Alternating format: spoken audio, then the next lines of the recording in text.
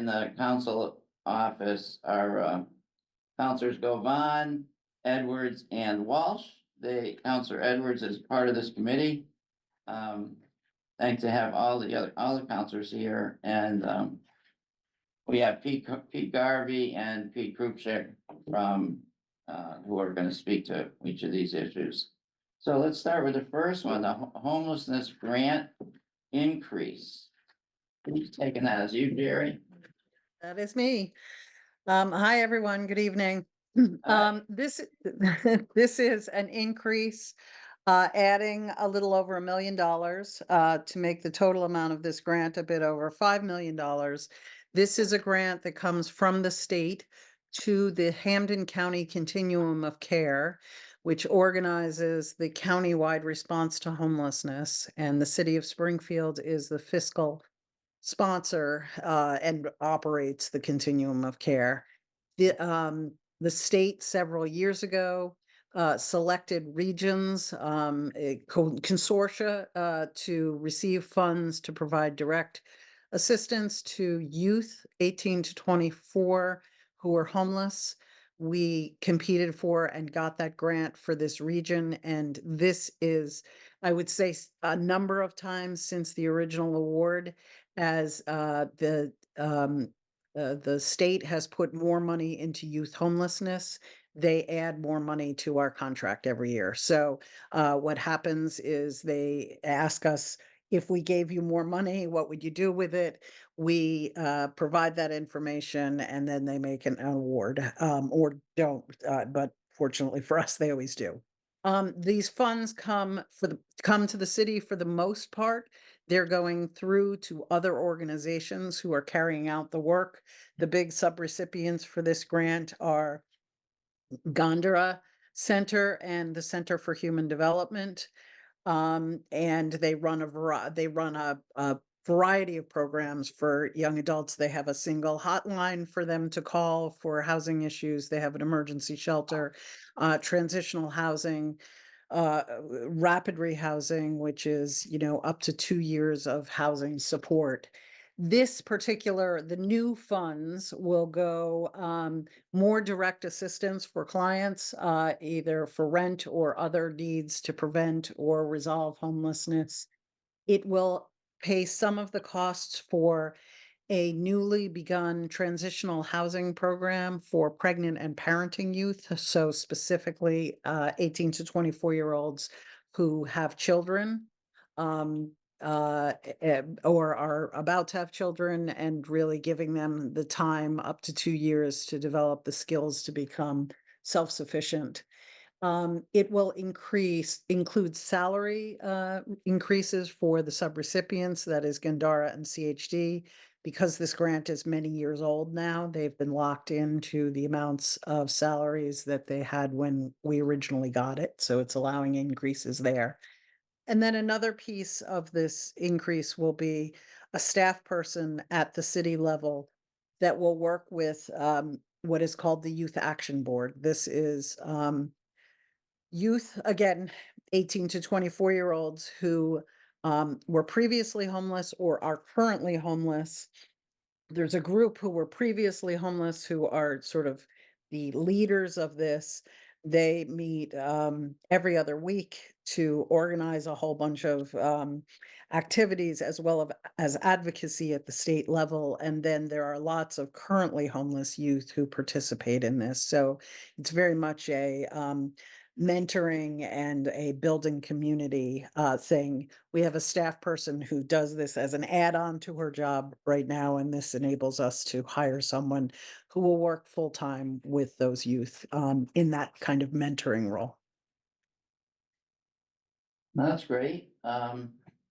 Is there an organization that's $1 million or something? I know you're gonna add somebody to your staff, but is there an organization that receives this money or, that So kind of, so we re so the it comes to the city, and we give most of it to Gondara and the Center for Human Development. okay. Aside from that position, the rest of it goes to those organizations. So like, I know this isn't a meeting on homelessness, but while we're all here, so if a young person who's homeless goes to Gandara and gets some services from Gandara through this money, who keeps track of that? And how do we know if that person goes there again? And like, how do we know it's really having an impact Well, on that that's person? actually the consortium aspect of this, and it is operating like the continuum of care. There's data collection that is, it's what's called our homeless management information services. It is a data system that collects information from every homeless services provider at the client level. So they enter in information about the individuals they serve. It allows us to look not only at what programs are doing, but to look across the system. And we do as we do with HUD, with this group, with the state also requires quarterly reporting that discusses outcomes. How many people did we prevent homelessness for? How many people did we help into housing? And then there are some looks at how successful was that? Did they stay in housing? Did they return to homelessness? So we do have quite a bit of reporting about all those metrics, and that's kind of what's used to, you know, as decisions are made about where to spend more money and how to be operating the programs. There's always a lot of focus on that data, and are we doing the best things we can with the money? Are we being effective in preventing and ending homelessness for these young people? So is there a way we could get some of that info? Sure. I mean, could you forward that report? I'm not asking for a new report. I'm just, whatever report you have that you make those Yes, assessments so on. we will have one that is due April 15th. We could forward, that would be for 3/4 of this year, or there was one that was filed January 15th. That was for the first half of the year. Do you have a preference? No, wait, April 15th is fine. That's Okay. fine. Yes, happy to share that. Mr. That's Chair, great, yeah. Counselor Govan? thank you, Mr. Chair. Jerry, when you get an increase like this, does that mean that you're able to help more youth, or is it gonna Yes. be the same amount of youth? So these funds are, quite a bit of it is going to rental assistance and what the state calls flexible funds.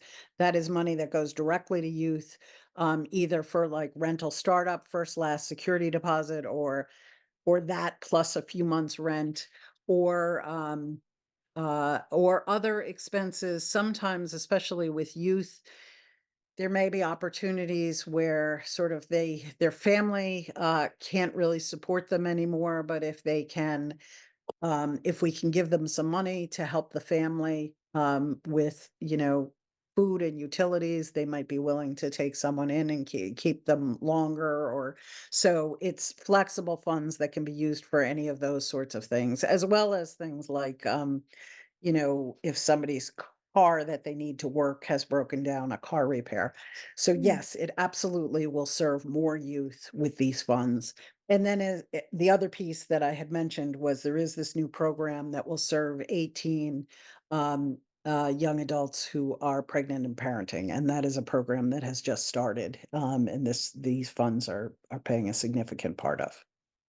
Okay, great, thank you. And, so in the report that you're gonna send to us, that, are the number of total youth, going to be there? And is it broken down by city? Because I know you said this is a regional grant.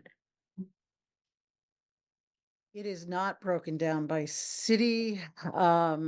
It is not broken down by city. Mm, okay, I would I just be will say, interested. you know, the services are both, the majority of the services are based in Springfield, and what we know, you know, while we're bringing on a new person to work with this, but we have someone who is the program manager who works very closely with the providers and knows a lot about who they're serving. And I would say, you know, the vast majority are from Springfield, and those not from Springfield are typically from Holyoke.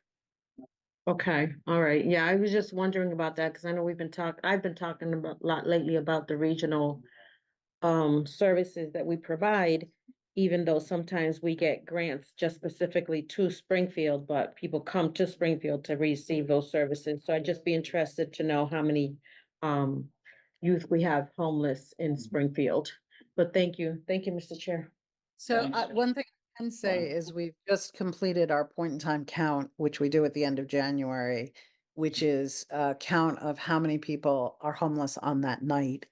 That information, we're still sort of cleaning the data, but once that is released, that provides on a particular night where people are in Hampden County. So it will say how many were in Springfield, Holyoke, anywhere else, so in terms of sort of right where they are, either in a shelter or if they're unsheltered, what city they were in, city or town. Okay, great. Thank you. Counselor Wall? Thank you, Mr. Chair.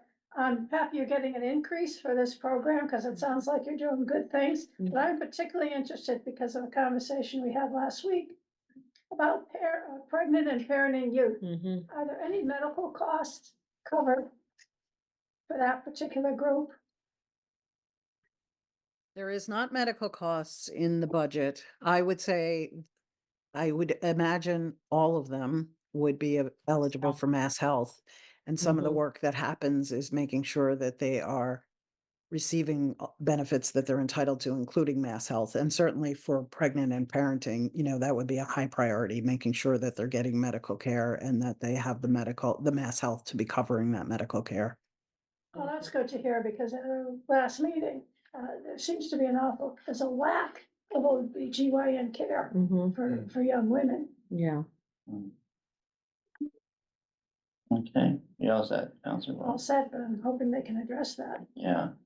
Counselor Probably Edwards? not you with the have any- homeless Counselor Delgado, who's a member of this committee, has joined. Welcome, Jose. You have any questions?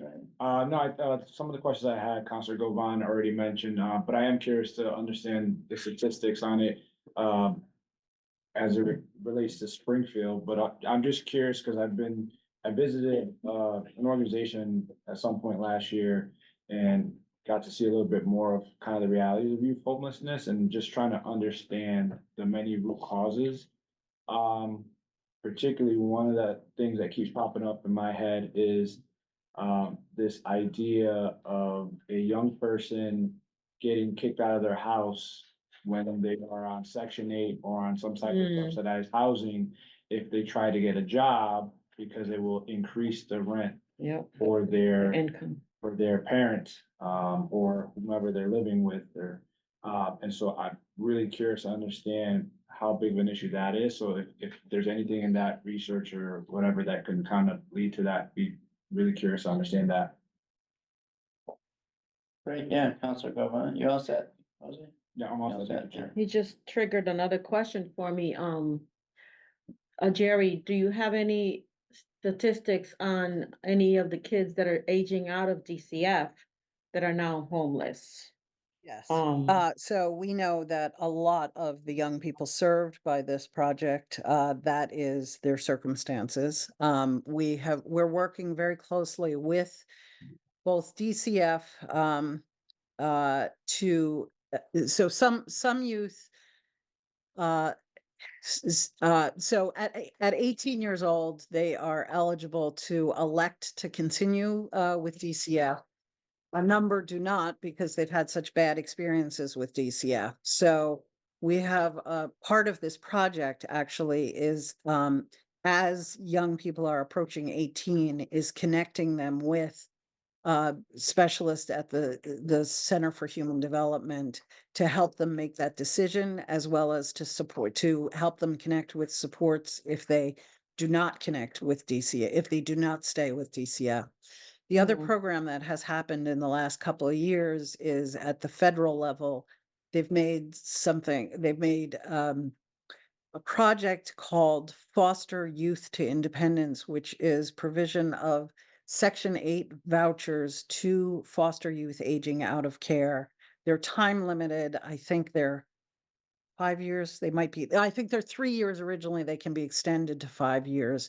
But the idea being sort of the same. If somebody is aging out at 18 or leaving at 21, they're probably going to need some level of support Mhm. for some time after that. So this is a way to pull in the support that gets the rent. So we have a partnership that is with the Springfield Housing Authority, through HUD funding. And, we have a number of young people who are getting that assistance right now, again, through this collaboration. The collaboration is really something really amazing. I think there is sort of a single phone number that people can call into. And it's covered by both Gandara and CHD. They talk weekly about who is seeking assistance, and they collaborate to try to find the resources. So people come in either through the phone line, or there is something in Springfield called the Impact Center, which is Gandara operates. It's a drop-in center for young people. Homeless or otherwise just in need of support. So a lot of people connect to services through that way as well. Yeah, thank you very much for that. And I agree with Counselor Walsh, the work that you've been doing in your department over the years has been amazing.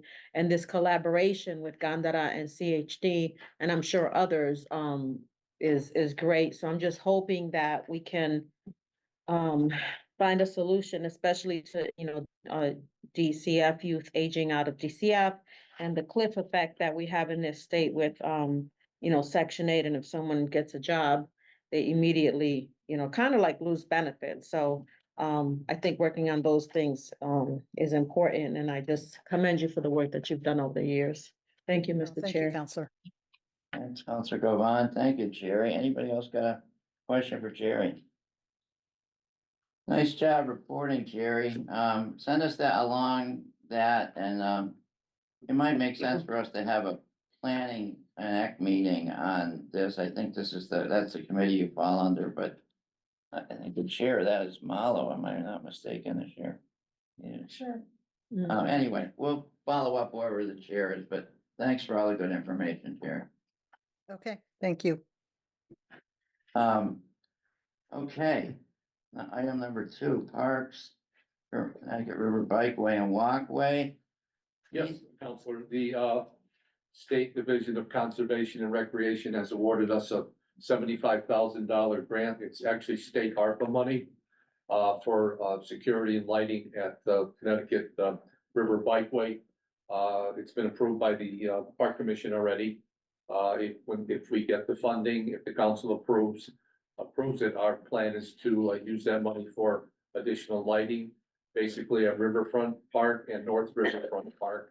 And also maybe to set up some call boxes and some cameras.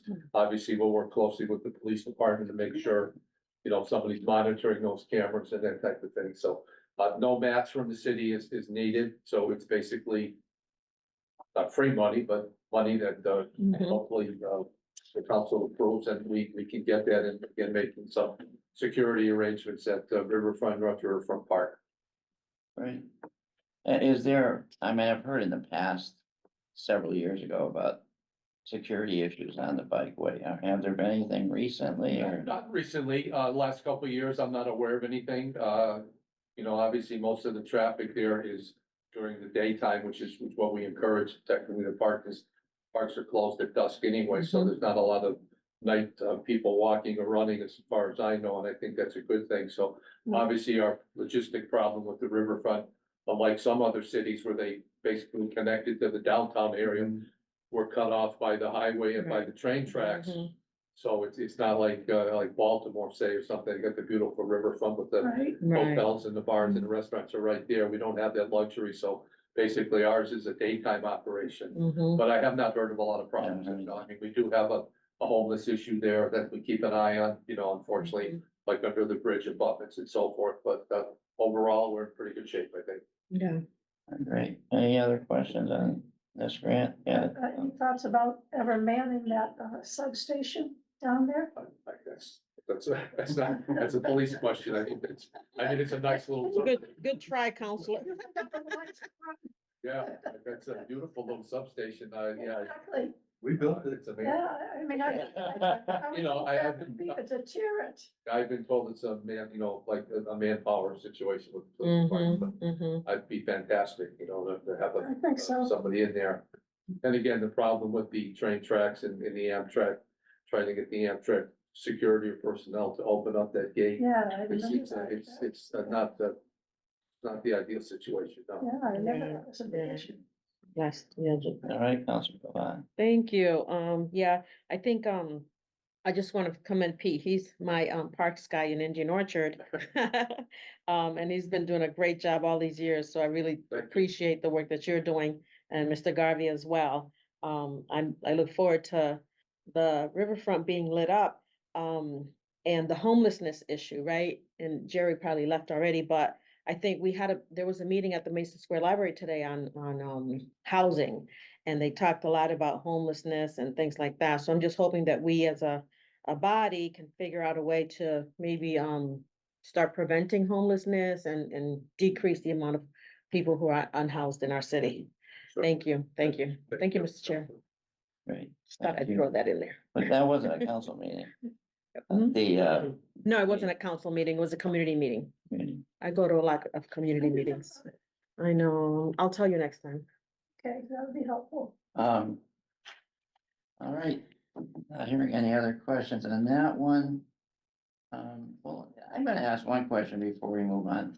The bike stuff, you're responsible in the Parks Department, once it's built or once it's, you know, in East Forest Park. You know, continuing the East Forest Park, building the East Forest Park thing from like Panera Bread down that way, or comes up Harkness Avenue or somewhere around there and crosses Sumner, et cetera.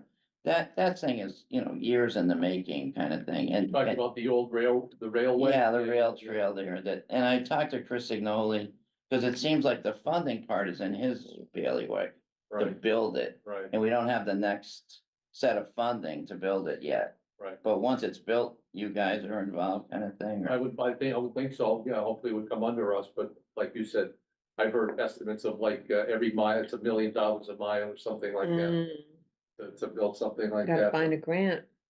Yeah, finding grant, I mean, you know, some, like East Long Meadow's got a nice, old former, yeah. railway, rail trail, right now, and a lot of cities do, Amherst, Northampton. We're trying to nice. do one up there at the, on Water Street with Right, the right, yeah, lake is, yeah, Unfortunately, it'd be great if it's like everything else, it's a matter of money. yeah. Yeah.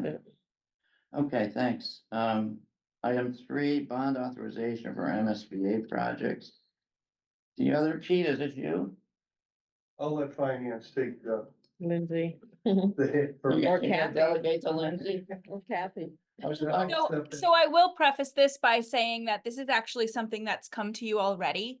And actually, we just had to amend the numbers in the order. So these are two MSBA projects, bonds for MSBA projects previously voted and approved by city council, but we just had to amend the order. So Peter's here in case you have any specific questions about the projects. Yeah, what's it It's for? the Milton Bradley boiler as well as the Rebecca Jackson boiler. We're replacing the boilers there. Mm, When we do that, Pete, I mean, I know that MSBA isn't just new schools, it's also money for capital improvements, right? Accelerated repair projects. Accelerated repair. And does that automatically get done by local contractors and stuff? Is that all? Goes out to bid, so we're very diligent at trying to get as many bidders as we can. We've been very fortunate that we're getting more and more bidders as time goes on and helps us with the numbers as well, so it's publicly advertised. We enforce the REO on them, so we do the best we can with trying to get local contractors. But it's hard to get bidders, so we just had a couple projects go out and we had 3 bidders and no, one of them was from Pittsfield and the other was from Worcester. So there's a lot of work out there right now, so it's, mm. So people have enough work that they're not anxious to bid on everything. they don't have the capacity to take on any more work. And then, Yeah. if I may, where do you, I guess, post these things? The Central postings. register, so everything procurement, we have a whole Mm. system where we post. Central register, bid docs is one of our big, where we post all our drawings and the bids come through. Central register in the Because- newspaper, You do post it in the newspaper? yeah. I'm just wondering because, you know, I think some of our local people might not know to look where you guys post it, so I'm wondering if there's a way for us, maybe as a council, to make that more public somehow to, or to let people know that that's where they have to look, Or you let me know. and I Okay. reach, if I we know got bids- anybody. We got bids going out. I'm on the phone Okay, trying to get people to bid it cause because yeah, they've reached out, a few people have reached out to me, so somebody that does floors. And what was the other person? I can't remember what they do, but, and they said, oh, like for the Eastfield Mall, if anybody's, looking for somebody, let us know. But I'd love to, pass them Yeah. your information. absolutely. If Okay. they're not. If they're not up to speed on how to. bid our That's, I work, think that's what it We is. will help them. Okay. That's for sure. Okay, all right, They need to be DCAM certified in some of the right, situations. And we'll help them reach out to the DCAM, because Okay. we talk to DCAM quite regularly. okay, all right. I'm gonna make sure the people that I know and that approach me, I'll get you in touch. Put them right to me. Perfect. Thank you, Peter. I'll take the call and. Okay. We'll help them, whatever. All right, we can. excellent. That's good. Thank Sounds you. good, Jose? Mr. Chair, it was just a continuation of what Counselor Govan was saying. She took it right out of me. Again, was just trying to understand what are some of those barriers. I'm hearing you said that not enough people are, I guess, applying, although I know when we have these monstrosity projects, everybody wants to bid, but then when we have other good stuff, so I'm trying to understand what the disconnect, and is there education that we could be doing on top of letting folks know from a communication standpoint, but an education of what it takes to get to the level that they can bid on projects, because I think it'd be a really good opportunity to get some local folks. Mhm. And we've reached out to a lot of companies, and then there's some organizations that do help with that, with them understanding how to bid projects. There's a lot of people say they want to bid projects, but when it comes down to it, they just disappear on us. Is there Mm. like a bonding The capacity? Bonding is some of the Like, issue, yeah. is a big issue. It's a lot of paperwork. Prevailing wage is Certification. initiative. certification. Prevailing wage is probably one of the bigger ones, because if you have a company with 12 guys, and half the guys are on prevailing wage and the other half are not. Mhm. you know, Yeah. I'd want to be on a prevailing wage job as opposed to just a regular Right, wage right. job. So that scares the smaller people away. But we're getting better at getting the smaller people involved. We have a lot of outreach, especially when we're doing bigger projects, like you said. Yeah. There's a ton of outreach. We're trying to get as many people, Mhm. because we need to hit goals. We need to hit. Right, right. There's I not remember- only, the REO goals, there's goals within the state. Right. that Cause we- you guys had done some training around getting certified at some point. I vaguely remember that, Yeah, there's organizations around that. doing it, yeah. That Right. support, they get supported to support others. To do that, yeah, okay. Maybe we could get a list of those organizations, and then Yeah. we could give those to the people and maybe start the process there. 'Cause, yeah, I would suggest they give me a call. and I all right, can so just help call them. Peter Garvey. Yeah, Like, you got a shortcut there. Yeah, That's good. all right, I'm definitely I gonna said, I'll send some take- people your It's way. gonna be on Zidus Facebook page. Yup. Oh, Peter. that's fine. Yep, that's what I do. I love to make sure that people have the information they need, to be able to be successful. And to keep keep the money local, right? I don't want the money going to Pittsfield if they're gonna make it here, so I'd rather have them live here, spend it here, make it here, spend it here, so, thank you. On that, you must work with the unions though, don't you? Yeah. Yeah, Hmm. A lot of the, yeah, most of our jobs are union, yeah. not by our standards, but by just the bidding process. They did too. And we got Mr. Ario here in the room, It's true. Mr. Melvin Edwards. Oh, that's. And I'm not on Ario anymore after about 8 years, but Jose, you are now, right? I got put on. So there's the two guys right there, so. He's the one with all the knowledge though. Experience. Mhm. All right, well, we're all trying to do the same thing here, just trying to make the connections work. Yeah, That's great, Pete, if people can call you direct, that's great. Any other questions on MSBA projects? I do get calls at, like, right now, they'll start ramping up, looking for people to work in the unions, and I'm like, I got nobody to even. Yeah, and yeah, that's like, I don't hard. wanna be a laborer. Well, labor is a pretty good job. It is, and it's good money too. Right, first one in, the last one to leave, so Mhm. they're always there. Yeah, And like I said, if someone is serious about it, well, right, okay. So you have connections to the unions, they call, they're looking for people. okay. All right, great. And number 4 is amended order of taking a permanent and temporary easements for St. James Ave and Tapley. Oh, this is that one about, Does anybody know about that one? Lindsay, you have any info on that one? I do, actually. Robert's calling me right now. So this actually has been in front of you a couple times, actually. And this is just an amendment to the order. There's some amendment to the language, per request of assessors, I think, to make the transfer of the properties. So there's no change to the money. It's still $170,000 funded by Chapter 90. But there's just some amendments to the language. So it's been in front of you actually twice. Once you voted yes, the second time was amended, you voted yes again, and now this is hopefully the last amendment to the language. And, if we wanted, you're great on the financial side of it, but on the actual work, to explain exactly what this is covering, is that Chris Signoli? Actually, yeah, so I did reach out to Chris just on this call when I saw, and Robert might have more information. Like I said, he just tried to call me.